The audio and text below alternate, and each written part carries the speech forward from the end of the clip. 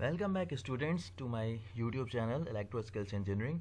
और आज की वीडियो काफ़ी इंटरेस्टिंग है क्योंकि इसमें हम एनालॉग इनपुट और मॉडबस कम्युनिकेशन के बीच जो डिफरेंसेस हैं उनको जानेंगे। आप में से ही किसी एक स्टूडेंट ने कमेंट किया था कि सर एनालॉग इनपुट और मॉडबस के बीच क्या डिफरेंसेस हैं, ये क्या ये दोनों सिग्नल्स एक ही हैं, और अगर इसमें कोई डिफरेंसेस हैं तो वो कौन से डिफरेंसेस हैं। तो मैंने उनको कमेंट में तो रिप्लाई दे दिया था, but I want to make a video in depth in difference of analogue input और मॉडबस। और इस वीडियो में आपको कुछ इन्फॉर्मेशन मिलेगी जो होपफुली आपको यूज़फुल हो आपके कहीं ना कहीं आपकी इंडस्ट्रियल लाइफ में, आपकी एजुकेशन में। सो आइए आगे चलते हैं। यहाँ पर जो है मैं आपको स्लाइड में एनालॉग इनपुट के बारे में सबसे पहले बताऊंगा। तो देखिए, मैं इस एनालॉग इनपुट और आउटपुट के बारे में काफ़ी डिटेल में पहले भी वीडियोस बना चुका हूँ, बट कुछ इसमें अजम्पशंस और कुछ इसकी जो डिफरेंसेस है वो क्या है। पहले एनालॉग इनपुट क्या है। सबसे पहले एनालॉग इनपुट रेफर्स करता है एक फिजिकल कनेक्शन को। फॉर एग्जांपल मेरे पास अगर ये एक प्रेशर ट्रांसमीटर है या टेम्परेचर ट्रांसमीटर है, इसकी फिजिकल कनेक्शन होगी, इसकी वायरिंग होगी प्रॉपरली आपकी पीएलसी के साथ। अच्छा, अब वायरिंग तो आपके जो है मॉडबस कम्युनिकेशन में भी होगी, but what is the main difference, PLC continuously receive करेगा इसके साथ सिग्नल। कंटिन्यूसली मतलब ये अपनी कोई ना कोई, फॉर एग्जांपल अगर ये एक टेम्परेचर ट्रांसमीटर है और ये किसी एक आपके पास हीटर में लगा है, तो आपको क्या होगा, ये कंटिन्यूसली आपको टेम्परेचर की वैल्यू इन वोल्टेज टर्म्स या आपको मिली वोल्ट्स या फिर आप सॉरी आपको मिली एम्पियर्स या आपको 0 to 10 वोल्ट के फॉर्म में कंटिन्यूसली आपकी पीएलसी को रीड करा रहा होगा। मतलब एनालॉग इनपुट में आपके पास सेंसर कंटिन्यूसली एक सेट वैल्यू आपको प्रोवाइड करा रहा होता है इन टर्म्स ऑफ वोल्टेज और मिली एम्पियर्स आपकी पीएलसी को। अच्छा, दूसरे में क्या है, एनालॉग इनपुट जो होता है ना आपके पास, वो आपके पास क्या करता है, एक रियल वर्ल्ड मेजरमेंट की वैल्यू को आपको रीड करा रहा होता है। रियल वर्ल्ड मेजरमेंट्स क्या है, जिसमें आपके पास टेम्परेचर है और प्रेशर है। ठीक है, टेम्परेचर प्रेशर के अलावा जो है आपके पास जो है लेवल भी हो सकता है। ठीक है, you can include the level as an example here. तो ये क्या रियल वैल्यूज़ हैं, मतलब टेम्परेचर आपके पास क्या एक रियल वर्ल्ड एग्जाम्पल है। इस तरीके से प्रेशर हो गया, या फिर आपके पास किसी भी चीज़ का जो है लेवल, फॉर एग्जांपल टैंक है एसिड लेवल, उसमें आपने देखना है कि क्या चल रहा है इन बिटवीन 0 to 100 लेवल। ठीक है, तो आपने ये सारी चीज़ें एनालॉग के साथ एसोसिएट करनी है।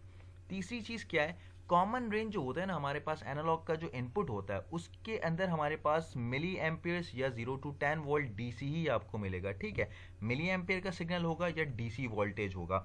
अच्छा, 4 to 20 मिली एम्पियर्स है यहाँ पर, ये भी एक डीसी सिग्नल है। 4 to 20 मिली एम्पियर के अलावा 0 to 20 मिली एम्पियर भी आता है, और 0 to 20 और 4 to 20 के बीच जो डिफरेंसेस है वो भी मैंने आपको वीडियोस में बता रखी है, आप चाहें तो जाके मेरे चैनल में सर्च कर सकते हैं। अच्छा, 4 to 20 मिली एम्पियर के अलावा 0 to 10 वोल्ट डीसी, इस 0 to 10 वोल्ट डीसी में 0 to 5 वोल्ट डीसी भी आता है हमारे पास, और 0 to 10 वोल्ट डीसी भी आता है।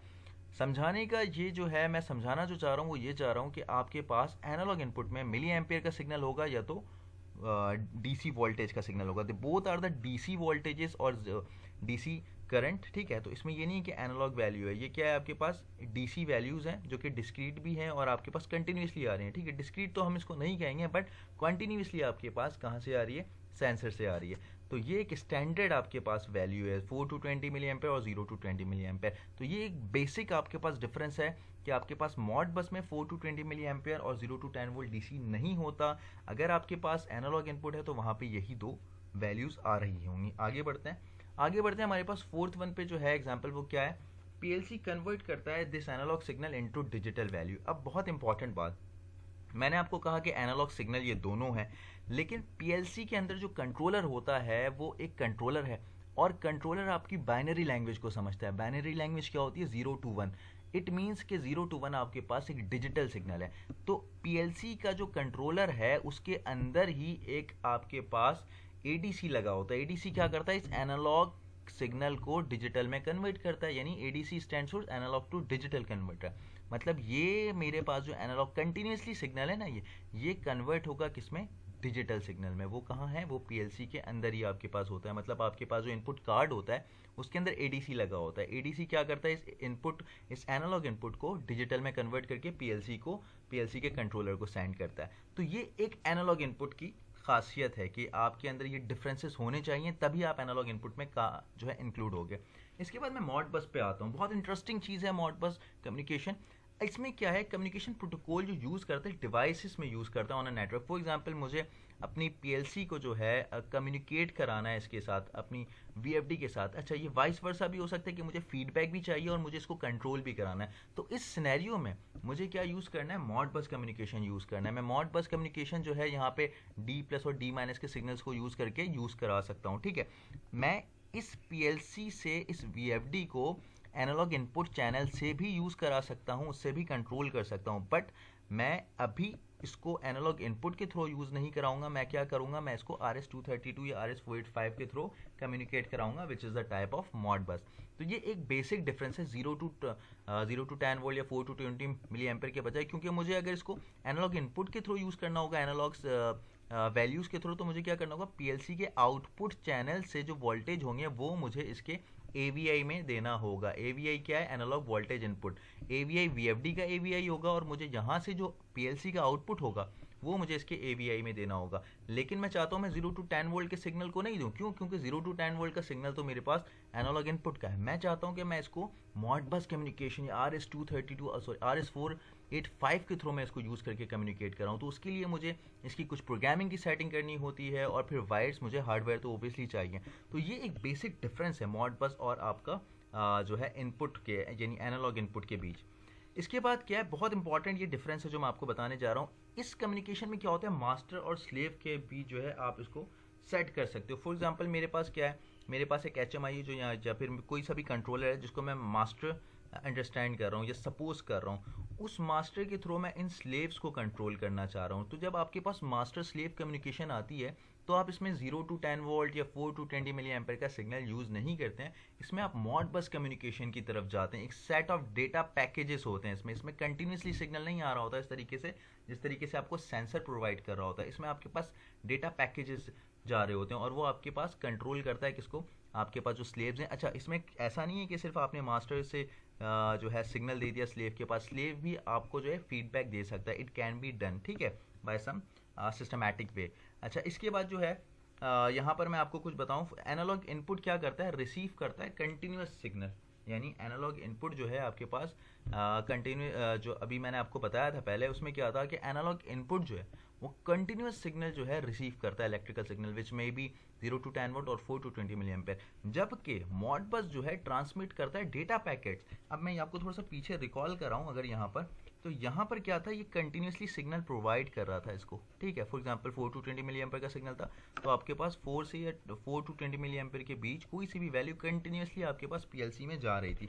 लेकिन यहाँ पर क्या है हमारे पास, यहाँ पर ऐसा नहीं है, ये कंटिन्यूसली वैल्यू नहीं देगा। जब आप इसको कमांड देंगे तो आपके पास वैल्यू जाएगी, ठीक है, क्योंकि मॉडबस क्या करता है, ट्रांसमिट करता है data packets with discrete value, ठीक है। डिस्क्रीट वैल्यू क्या होती है आपके पास, 0 और 1, ठीक है, डिजिटल वैल्यूज में जारी होती है। इसके अलावा जो एक और इसके पास इसकी जो डिफरेंस है वो क्या है, मैं अगर यहाँ पे बताऊँ आपको, वो एनालॉग इनपुट यूज़ करता है रियल वर्ल्ड मेजरमेंट। जैसे मैंने आपको बताया टेम्परेचर हो गया, ठीक है, आपके पास प्रेशर हो गया, या किसी चीज़ का भी लेवल या फोर्स हो गया, डिस्टेंस हो गई, anything can be used by using analogue inputs, ठीक है। वो एनालॉग इनपुट के थ्रू होगा, मैं रियल वैल्यू ले रहा हूँ। अब देखें यहाँ पर, मैं यहाँ पर कोई रियल वैल्यू मेजर नहीं कर रहा हूँ, यहाँ पर मैं कम्युनिकेशन करा रहा हूँ। तो this is the communication track ना। यहाँ पर मैं HMI या PLC की वैल्यू नहीं देख रहा कि वो जो है रियल वर्ल्ड में टेम्परेचर की वैल्यू आ रही है, क्या आ रही है, वो कम्युनिकेट करा रहा है, ठीक है, इनेबल कर रहा है कम्युनिकेशन को मॉडबस, ठीक है। अच्छा, इसके बाद क्या है, मॉडबस इनेबल क्या करता है, communication and data exchange with external devices. Again मैं यहाँ पर जाता हूँ, यहाँ पर डेटा एक्सचेंज हो रहा है। मैंने आपको बताया कि मॉडबस स्लेव जो है वो भी फीडबैक दे सकता है। तो डेटा एक्सचेंज कब होगा, जब सिग्नल एक डायरेक्शन में ना जाए, दूसरे डायरेक्शन में भी आए, ठीक है, डुअल हो आपके पास, सिंगल कॉम आपके पास ना हो कम्युनिकेशन, आपके पास डुप्लेक्स हो, तो आपके पास डेटा एक्सचेंज होगा। जब भी डेटा एक्सचेंज होगा तो it will be known as Modbus. तो आप उस प्रोसीजर को मॉडबस क्या करेंगे, कंसीडर करेंगे। इस एग्जाम्पल में आपके पास डेटा एक्सचेंज नहीं हो रहा है, आपके पास पीएलसी से यहाँ पर सिग्नल, आप यहाँ से पीएलसी को सिग्नल दे रहे हैं, ठीक है। So your PLC is been written by the signal provided by your sensor, ठीक है।